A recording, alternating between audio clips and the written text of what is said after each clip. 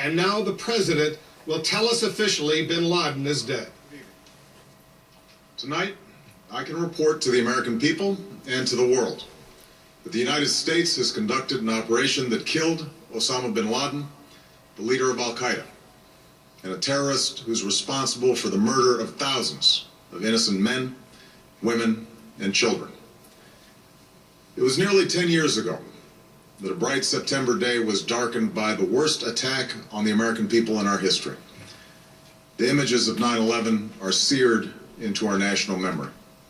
Hijacked planes cutting through a cloudless September sky, the Twin Towers collapsing to the ground, black smoke billowing up from the Pentagon, the wreckage of Flight 93 in Shanksville, Pennsylvania, where the actions of heroic citizens saved even more heartbreak and destruction. And yet we know that the worst images are those that were unseen to the world. The empty seat at the dinner table, children who were forced to grow up without their mother or their father, parents who would never know the feeling of their child's embrace, nearly 3,000 citizens taken from us, leaving a gaping hole in our hearts. On September 11th, 2001, in our time of grief, the American people came together.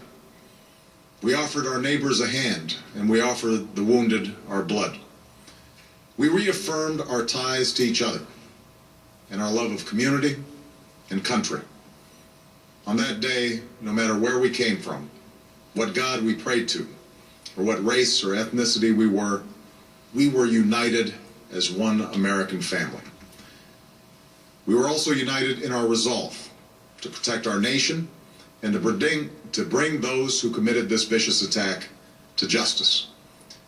We quickly learned that the 9/11 attacks were carried out by Al-Qaeda, an organization headed by Osama Bin Laden, which had openly declared war on the United States and was committed to killing innocents in our country and around the globe. And so we went to war against Al-Qaeda to protect our citizens, our friends, and our allies. Over the last 10 years, thanks to the tireless and heroic work of our military and our counterterrorism professionals, we've made great strides in that effort. We've disrupted terrorist attacks and strengthened our homeland defense. In Afghanistan, we removed the Taliban government, which had given Bin Laden and Al-Qaeda safe haven and support. And around the globe, we worked with our friends and allies to capture or kill scores of Al-Qaeda terrorists, including several who were a part of the 9/11 plot.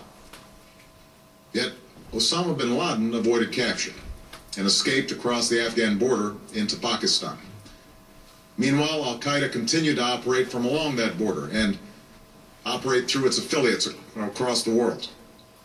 And so shortly after taking office, I directed Leon Panetta, the director of the CIA, to make the killing or capture of bin Laden the top priority of our war against Al-Qaeda, even as we continued our broader efforts to disrupt, dismantle, and defeat his network. Then, last August, after years of painstaking work by our intelligence community, I was briefed on a possible lead to bin Laden.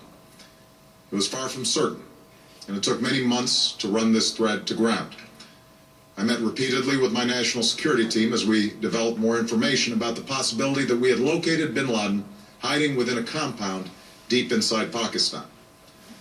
And finally, last week, I determined that we had enough intelligence to take action and authorized an operation to get Osama bin Laden and bring him to justice. Today, at my direction, the United States launched a targeted operation against that compound in Abbottabad, Pakistan. A small team of Americans carried out the operation with extraordinary courage and capability. No Americans were harmed. They took care to avoid civilian casualties. After a firefight, they killed Osama bin Laden and took custody of his body. For over 2 decades, bin Laden has been Al-Qaeda's leader and symbol, and has continued to plot attacks against our country and our friends and allies.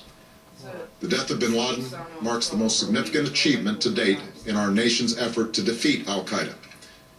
Yet his death does not mark the end of our effort. There's no doubt that Al-Qaeda will continue to pursue attacks against us. We must and we will remain vigilant at home and abroad. As we do, we must also reaffirm that the United States is not and never will be at war with Islam.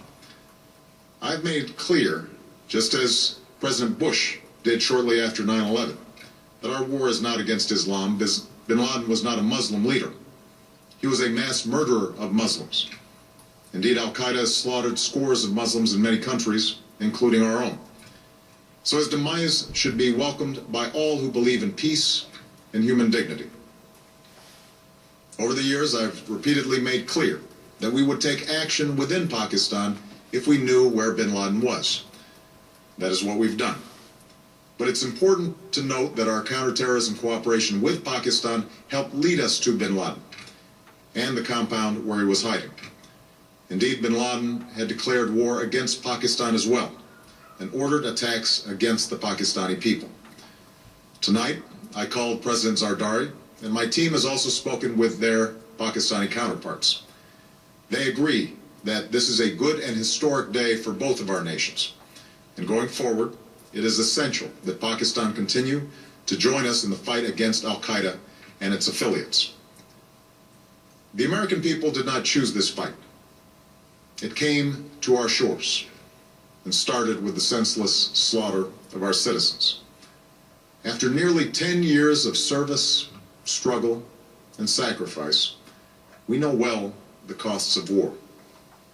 These efforts weigh on me every time I, as Commander-in-Chief, have to sign a letter to a family that has lost a loved one, or look into the eyes of a service member who's been gravely wounded. So Americans understand the costs of war. Yet, as a country, we will never tolerate our security being threatened, nor stand idly by when our people have been killed. We will be relentless in defense of our citizens and our friends and allies. We will be true to the values that make us who we are. And on nights like this one, we can say to those families who have lost loved ones to Al-Qaeda's terror, justice has been done. Tonight, we give thanks to the countless intelligence and counterterrorism professionals who've worked tirelessly to achieve this outcome. The American people do not see their work, nor know their names. But tonight, they feel the satisfaction of their work and the result of their pursuit of justice.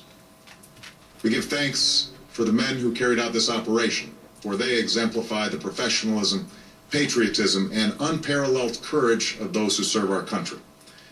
And they are part of a generation that has borne the heaviest share of the burden since that September day. Finally, let me say to the families who lost loved ones on 9/11 that we have never forgotten your loss, nor wavered in our commitment to see that we do whatever it takes to prevent another attack on our shores.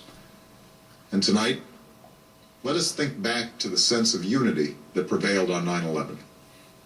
I know that it has at times frayed. Yet today's achievement is a testament to the greatness of our country and the determination of the American people.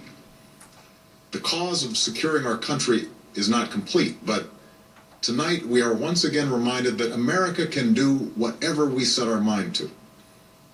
That is the story of our history. Whether it's the pursuit of prosperity for our people or the struggle for equality for all our citizens, our commitment to stand up for our values abroad, and our sacrifices to make the world a safer place. Let us remember that we can do these things not just because of wealth or power, but because of who we are. One nation, under God, indivisible, with liberty and justice for all. Thank you. May God bless you. And may God bless the United States of America.